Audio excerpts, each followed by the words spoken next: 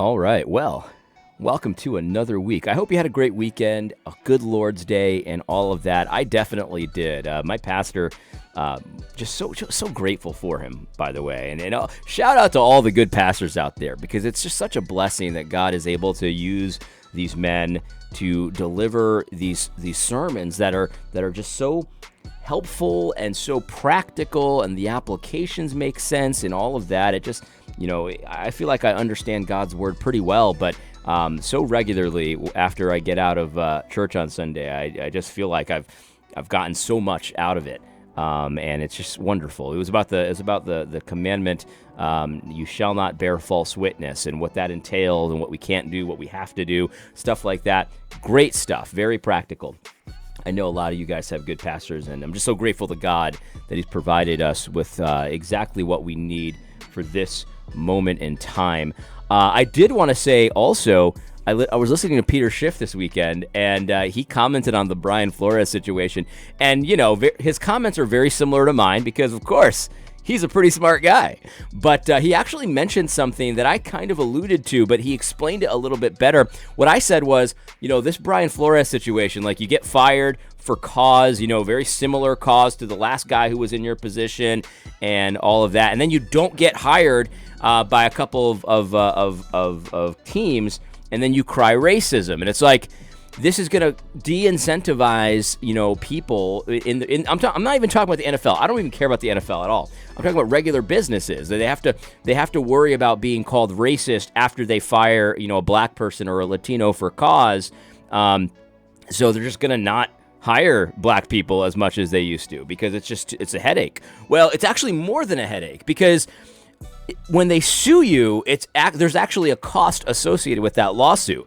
You have to defend yourself in court. And so smaller businesses, in his opinion, he says larger businesses will still hire black people because, they can cover the costs a little bit better. Plus also it'll be easier to prove racism in a larger context of business if you don't hire any black people. But he said smaller businesses are going, every time they have a black candidate, have to attach the cost of the risk of being called a racist once you sue him for cause. And so they're just going to overlook those candidates because it's not worth it. I mean, I have to pay this guy exactly what I would pay a white guy because, that would be racist. But also I have to attach an additional cost because a white guy, when they get fired, is not going to accuse me of racism. A black person is. And so there's a cost associated with that. And so that's a great point. And it's like, dude, like, you're not helping. You're being very selfish, Brian Flores. You're going to get paid, but you're actually hurting blacks everywhere. And it's really annoying. So anyway, I just thought I'd put a finer point on that. I thought by the way, if you want to listen to Peter Schiff's podcast from Saturday, he talks about this at the end. He makes some hilariously true points about how unracist the NFL is. It's like the worst business that you can accuse of racism, according to the numbers. Anyway, whatever. That's a side issue. I did want to talk about just the fantasy world that evangelical leaders live in. Have you noticed this? And it's just fantasy. It's like if you were to go by, Big Eva evangelical leaders, what they say publicly, you would think that the way to be a strong Christian witness is to essentially be a propaganda piece. Like, have you noticed that everyone that is playing footsies with the world, everyone who's kind of like, maybe they're against what the world is saying, but not strongly against it. Like, if you're strongly against what the world is doing, you're not being a good witness. That's not how to be a Christian witness.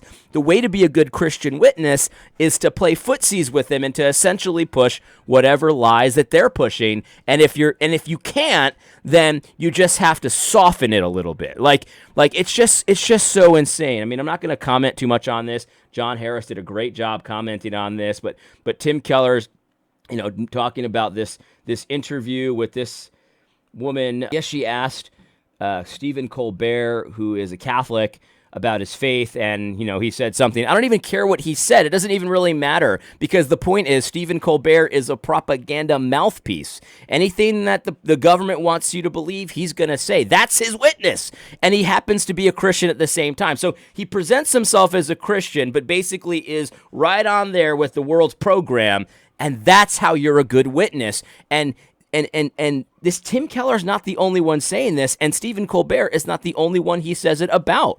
It's every single time. It's like, who are the good Christian witnesses right now, and what are they doing, right? We got Francis Collins. He's pushing the vaccine mandate narrative and all that, and it's totally fine, even if it's, an abortion vaccine. It doesn't matter, and so that's so he's a good Christian witness, because essentially this is what I've learned.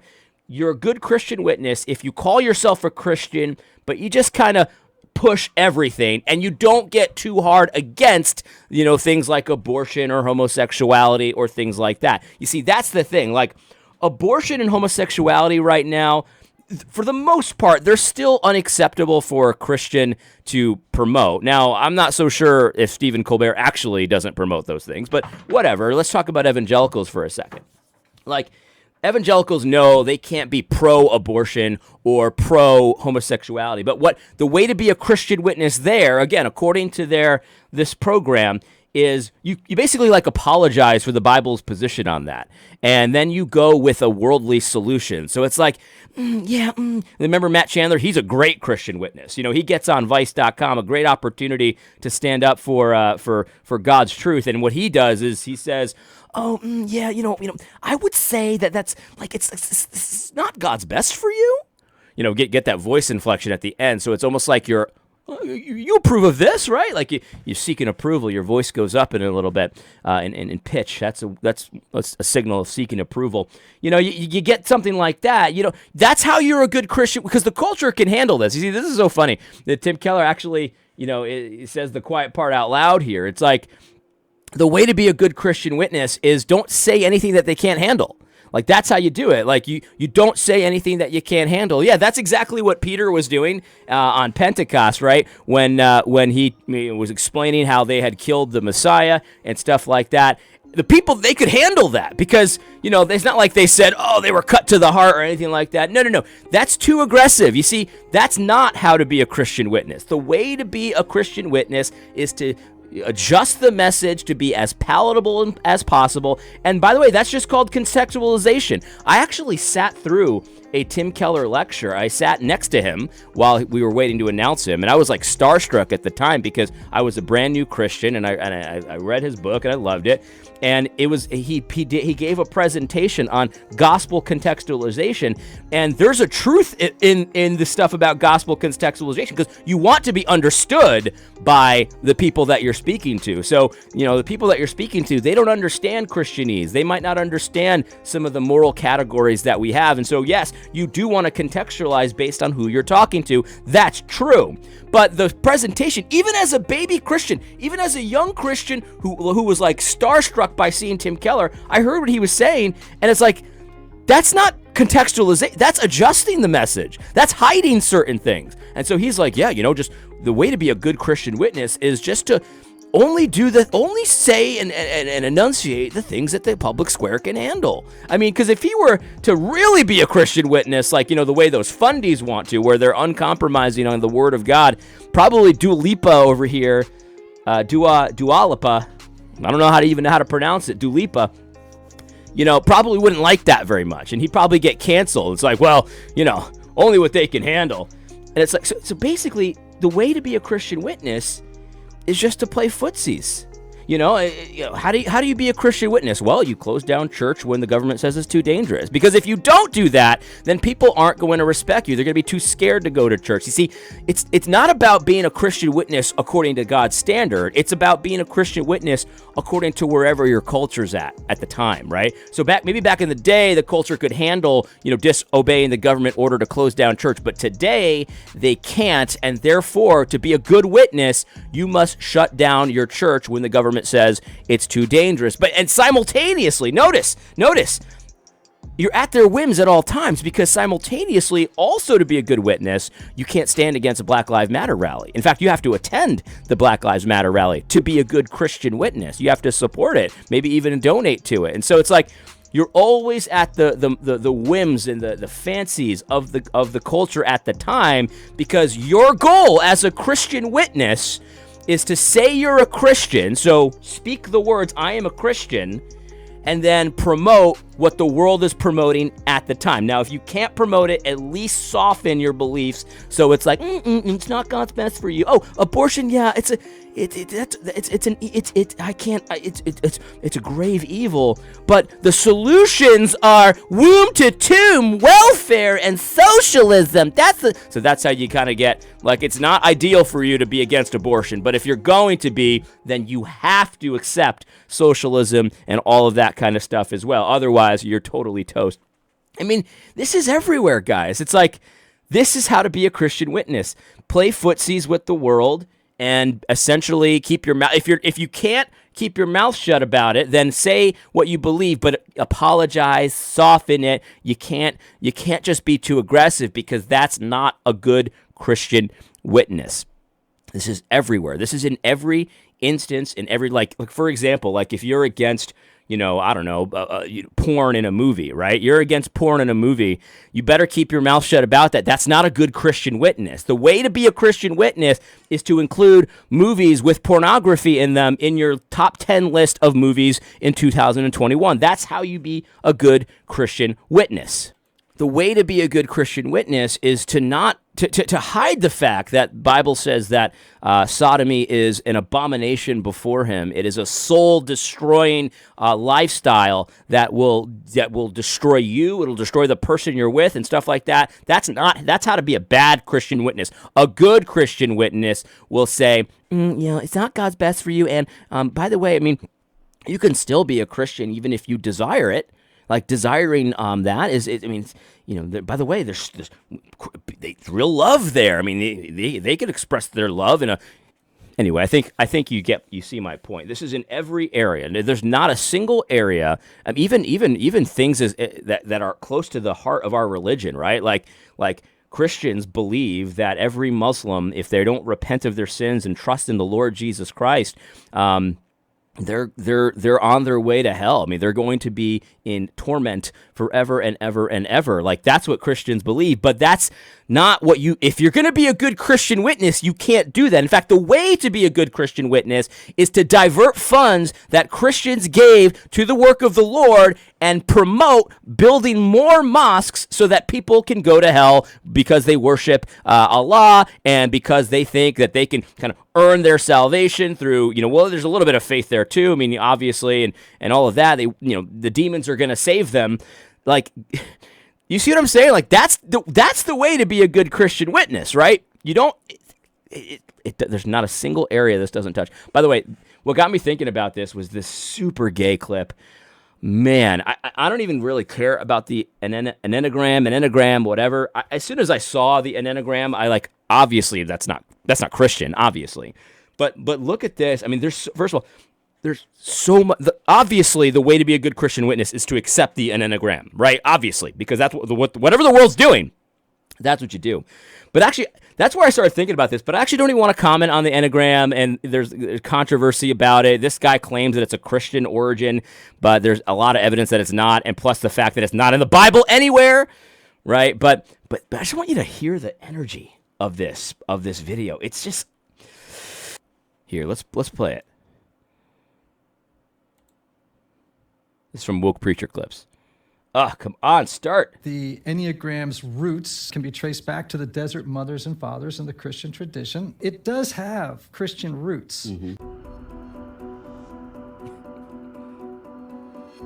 So he's saying that this thing to know how your personality is, it comes from Christian sources, I guess. And Russell Moore is just sitting there, and he's giddy as a schoolgirl because he knows this is his real mission. Let's start by just talking about the Enneagram. Because I know that there are some people in sort of my tribe of evangelical Christianity who are really nervous about the Enneagram. And some of them will say, well, I've heard... No, this is the way to be a good Christian witness. Like, every time you reference evangelicals, you have to insult them in some way. This is how you become a great Christian witness. Like, number one, you basically do your propaganda mouthpiece. So if you're spreading government propaganda, that's one way to know. Oh, but you have to also say you're a Christian. That's step one. And then you spread government propaganda. That's step two. That's how you know you're a good Christian witness. And now there's another thing here. There's another step. This is the third step. It's very, very important. anytime you reference fellow evangelicals, you always insult them. You always make them seem like they're scared, they're nervous, they're filled, they're not so sure about this. The Enneagram, they're nervous about it. You want them to appear nervous, fearful, a little bit crazy. Oh, and dumb. That's another thing that they you have to say they're too dumb to figure this out. Like the nervous and fearful one, a lot of guys use that. Like a lot of like the old guard evangelical leaders, they don't want to call evangelicals dumb necessarily, although oftentimes they do. But guys like Russell Moore, Matt Chandler, if you remember when he was talking about on the same Vice interview, again, this is how you're a public witness for Christ, a strong public witness for Christ. You've got to follow these rules. So what did he do when he was on Vice, right? He said, oh, yeah, evangelicals, they were fearful because of the women's bathroom thing. And you just got to make them feel like they're just in the corner and they can't cope. And they're just like about stupid stuff like they're very nervous.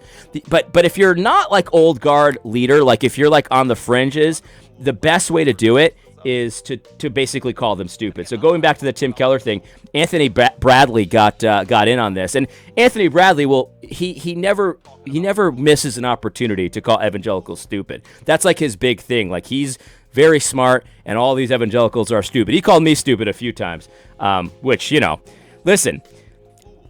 If you have a PhD next to your name, there's a good chance that you're really not as smart as you think you are. But in any case, especially if you put it on your Twitter bio, that's like a certain thing that happens to men when they have a really nice sports car, right? They're kind of overcompensating for something. I think that the PhD at the end of your title on Twitter is one of those things. But anyway, Anthony Bradley says this: it just shows how intellectually superior Catholics are at articulating their faith. A Protestant would not have been able to do that. Anglicans could. Most evangelicals would say there's no gospel in his answer, and he hashtags it religious studies. So, like that's what you do. You make to be a Christian witness. I mean, this is the third rule. Ready? Third step. Always make evangelicals as inferior as you possibly can.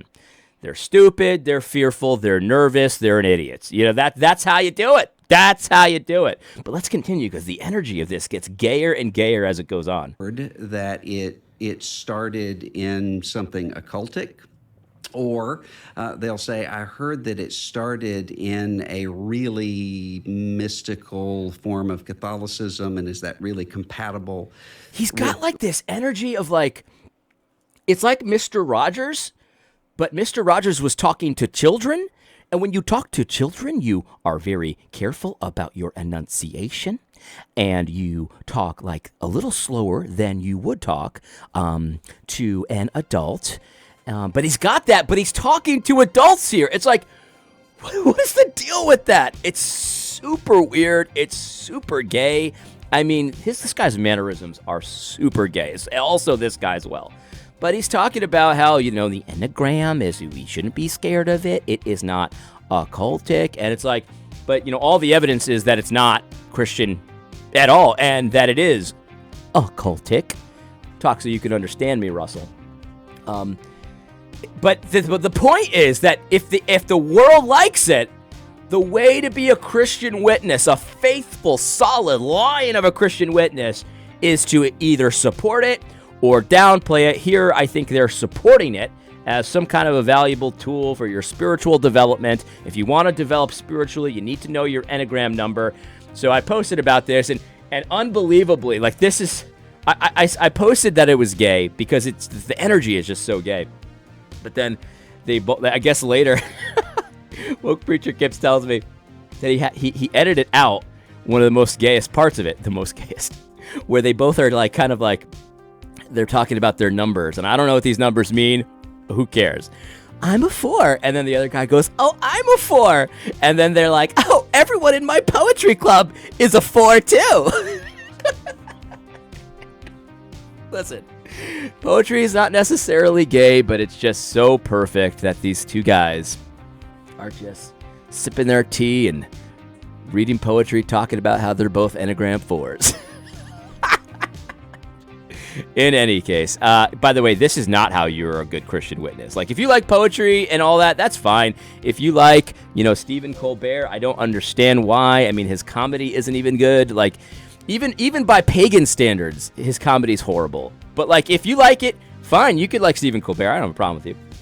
But I wouldn't take my cues on how to be a powerful Christian witness from a propaganda mouthpiece of the mainstream media. That makes absolutely no sense at all. Tim Keller, I mean, I was thinking about ripping this thing apart because, so many people reached out to me about this. It's like, I don't think I can recommend Tim Keller in any way, in any sense after this. And it's like, well, yeah, I mean, I've been doing that for a long time. But this is obviously not how you're a good Christian witness. Obviously, contextualizing is good, but the way that he describes it, it's just not good in any way. I hope you had a good weekend again, and, I hope you found this video helpful. God bless.